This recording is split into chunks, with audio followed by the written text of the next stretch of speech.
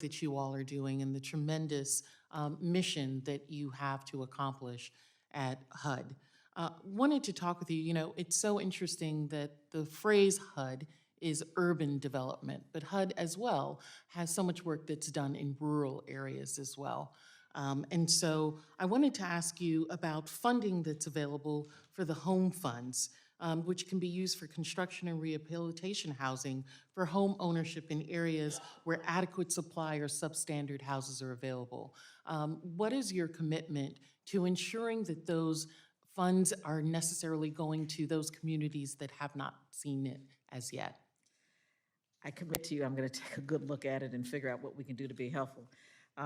It is certainly a pleasure to see you, and obviously we've had conversations in the past about the Virgin Islands in particular, and I am more than happy to work with you and your staff to be sure that you get what is appropriate for your district. Thank you. You know, I'm concerned about areas like the Virgin Islands, those rural areas, which really need the technical support.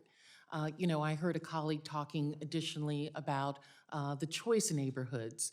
These are grant programs, and oftentimes rural areas, underserved areas don't have the technical support to be able to meet the criteria for some of these grants. To use those, their communities very much fit the mission of the program, but they don't have the support for the grants. So having your commitment with that would be very much appreciated. The other thing I wanted to talk about, Congressman Price brought this up related to Puerto Rico, and you expanded it. Thank you very much for that, to talk about the Virgin Islands. And I want to commend HUD under your leadership for releasing long-awaited disaster recovery funds for the Virgin Islands and Puerto Rico. After the devastation of the 2017 hurricanes of Irma and Maria, this Congress appropriated over $21 billion to the Virgin Islands and Puerto Rico, over $22 billion. And yet we were unable to see that for the entirety of the Trump administration. There was always some hiccups and always additional publication conditions that inhibited us from receiving that funds. But one of the things now that we have as a problem that I was hoping you would address, or your staff, I could talk with them about, is that currently there are only 3 HUD staffers serving the Virgin Islands and Puerto Rico, at least in terms of community planning and development programs. That's for over $22 billion. And the islands do not have the type of support I believe necessary to process payments in timely manner. In addition, for the Virgin Islands, anything over $5 million has to go to HUD, and it takes them weeks in order to review the pay packages.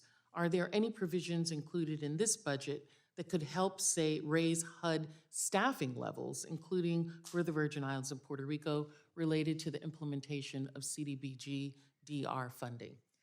Absolutely, and I'm so very, very pleased that you asked that question. You know, in recent years, we've seen about a 33% reduction in staff for our financial, fiscal, and program integrity functions. Those are the people that would be staffing, 33%. That is why this budget is requesting a significant increase in staffing. If we are not put in a position to carry out the mission in a way that is urgent, efficient, we are always going to be behind the 8 ball. I've got great staff.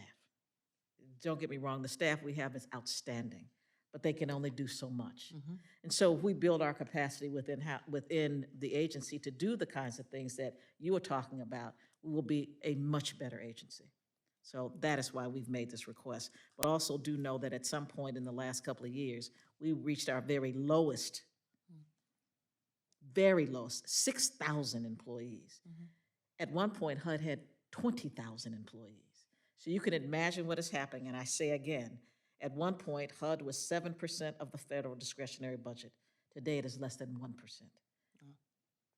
Well, thank you for that. And Mr. Chairman, as someone who grew up in public housing and understand its importance to allow families like my own parents to be able to save to then purchase a home, which was then used to leverage to allow me to go to school, I appreciate the support that this administration is giving to providing not a safety net, but a means to bounce up in this country. Thank you very much. Gentlewoman's time has expired. Now recognize the gentleman from Florida.